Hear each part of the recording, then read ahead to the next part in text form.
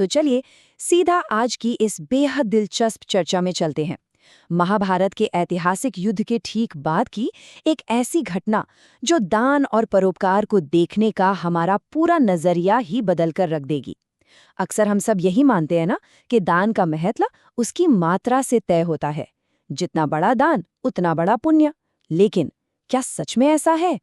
आज का ये विश्लेषण इसी धारणा को पूरी तरह से पलट देगा और हमें ये सोचने पर मजबूर करेगा कि असल में सर्वोच्च बलिदान कहते किसे हैं।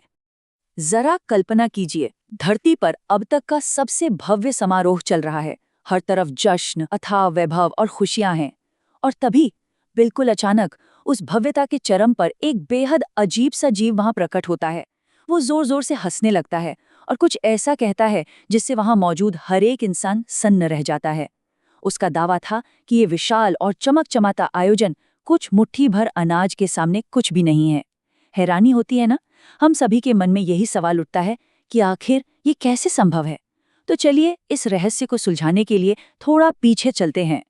महाभारत के उस विनाशकारी युद्ध के बाद भगवान श्री कृष्ण के कहने पर धर्मराज युधिष्ठिर ने एक अत्यंत विराट अश्वमेध यज्ञ का आयोजन किया।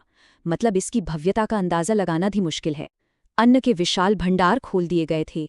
सोने का दान ऐसे हो रहा था मानो बारिश हो रही हो। देश विदेश के बड़े बड़े विद्वान और राजा वहां मौजूद थे।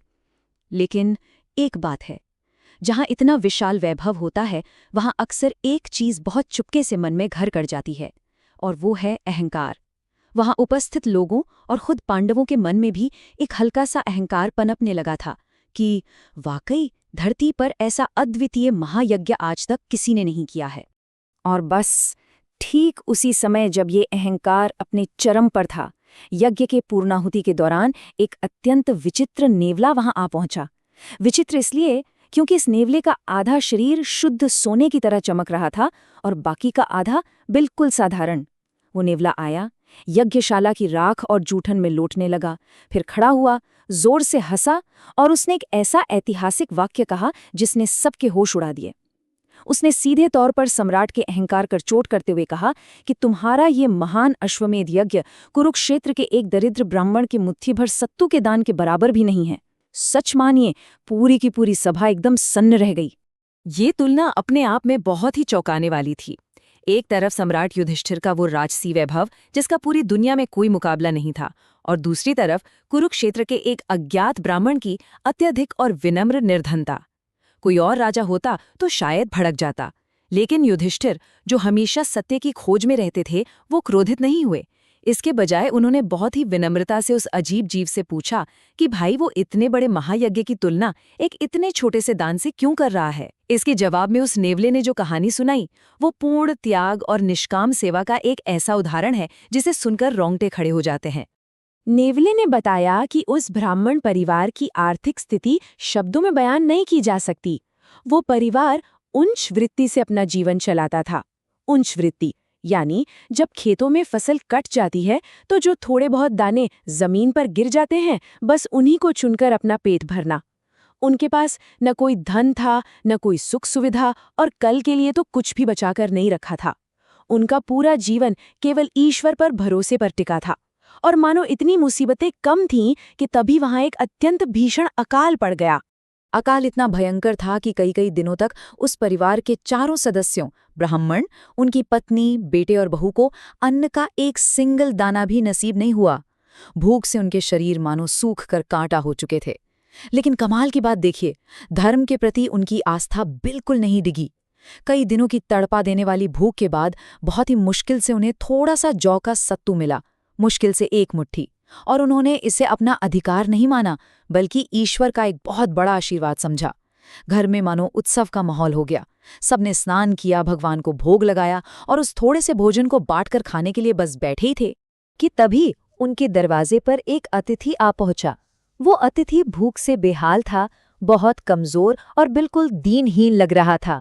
अब हमारी भारतीय संस्कृति में अतिथि देवो भव यानी अतिथि भगवान के समान है। ये कोई नारा नहीं है, ये जीवन जीने का एक बहुत ही कठोर सिद्धांत है। और उस ब्राह्मण परिवार ने इस सिद्धांत को उसके सबसे शुद्ध, सबसे सच्चे रूप में अपनाया। अब यहाँ जो हुआ उसे बहुत ध्यान से समझने की जरूरत है। ब्राह्मण ने बिना एक भी पल गवाए अपना खुद का हिस्सा उस भूखे अतिथि को दे दिया। अतिथि ने खाया लेकिन उसकी भूख नहीं मिटी। तब ब्राह्मण की पत्नी ने मुस्कुराते हुए अपना हिस्सा दे दिया। फिर भी अतिथि भूखा ही रहा। इसके बाद उस बेटे ने अपना भाग दे दिया और अंत में बहू ने भी बिना किसी हिचकिचाहट के अपनी जान की परवाह किए बिना अपना हिस्सा उस अतिथि को सौंप दिया। ध्यान रहे, ये कोई आम दान नहीं था, ये भूख से मरने की कगार पर खड़े लोगों का अपना एकमात्र जीवन रक्षक आहार था। नतीजा ये हुआ कि उस घर में अन्न का एक कण भी नहीं बचा। चारों सदस्य खुद भूखे रह गए, लेकिन उन्होंने उस अतिथि को पूरी तरह से तृप्त कर दिया। उन्होंने अपने खुद के वजूद, अपनी जान से भी ऊपर अपने कर्तव्य, निस्वार्थ भाव और उस अतिथि की संतुष्टि को रखा। ये था संपूर्ण समर्पण। उन्होंने स्वेच्छा से अपनी आखिरी जीवन रेखा भी छोड़ दी। और फिर इस कहानी का सबसे बड़ा रहस्य खुलता है। नेवले ने पूरी सभा को बताया कि वो भूखा अतिथि कोई साधारण इंसान था ही नहीं, वो साक्षात धर्मराज थे। जी हाँ, वे उस ब्राह्मण परिवार की परीक्षा लेने आए थे। जब धर्मराज ने देखा कि इतनी भयंकर गरीबी और प्राणों पर संकट होने के बावजूद इस परिवार ने धर्म और निष्काम दान का रास्ता नहीं छोड़ा, तो वे अत्यंत प्रसन्न हुए। उस परिवार के इस अद्वितीय त्याग के कारण उन्हें उसी क्षण सदेह दिव्य लोक की प्राप्ति हुई। नेवले ने अपनी बात को आगे बढ़ाते हुए अपनी खुद की कहानी जोड़ी। उसने बताया कि जब ये पूरी दिव्य घटना घटी तो वो उस ब्राह्मण की खाली कुटिया में गया था। वहां जमीन पर सत्तू के कुछ कण और पवित्र जल की कुछ बूंदें गिरी हुई थी। नेवला उन पवित्र कणों में लौटने लगा और फिर एक चमत्कार हुआ। उस परिवार के त्याग की शक्ति इतनी ज्यादा थी कि उन बचे हुए कणों के स्पर्श मात्र से नेवले का आधा शरीर शुद्ध सोने में बदल गया। ये था सच्चे और बिना किसी स्वार्थ के किए गए बलिदान का असली जादू। बस उसी दिन के बाद से वो नेवला एक अनोखी खोज पर निकल पड़ा। उसने बताया कि वो धरती पर होने वाले हर बड़े यज्ञ में जाता है और वहां की राख में लौटता है। उसे हमेशा ये उम्मीद रहती है कि शायद किसी यज्ञ में उस ब्राह्मण जैसा शुद्ध त्याग देखने को मिले, जिससे उसका बचा हुआ आधा शरीर भी सोने का हो जाए। लेकिन आज तक ऐसा कहीं नहीं हुआ। वो युधिष्ठिर के इस भव्य अश्वमेध यज्ञ में भी बिल्कुल इसी उम्मीद से आया था, लेकिन इतनी भारी संपत्ति और दिखावे के बावजूद युधिष्ठिर की यज्ञशाला की राख में लौटने पर उसका शरीर सोने का नहीं हुआ। तो यहाँ सबसे गहरा सबक क्या है? नेवले ने इसे एकदम शीशे की तरह साफ कर दिया। युधिष्ठिर के यज्ञ में दान बहुत था, संपत्ति की कोई कमी नहीं थी, लेकिन उसमें उस गरीब ब्राह्मण जैसा अकिंचन, निस्वार्थ और सर्वस्व समर्पित भाव नहीं था। एक तरफ वो दान है जो अहंकार से भरा है, जो बाहर से बहुत बड़ा और चमकचमाता हुआ दिखता है, लेकिन अंदर से पूरी तरह खोखला है। और दूसरी तरफ वो निष्काम त्याग है, जहां देने वाले के पास कुछ नहीं है, लेकिन उसका समर्पण पूरे 100% है।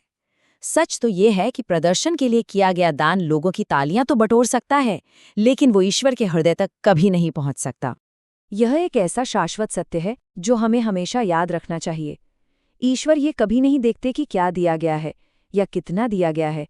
वे हमेशा ये देखते हैं कि किस भावना के साथ दिया गया है।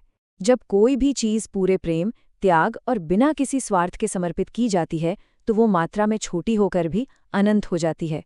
वो ब्राह्मण परिवार भले ही धन से गरीब था, लेकिन भीतर से दुनिया में सबसे अधिक समृद्ध था।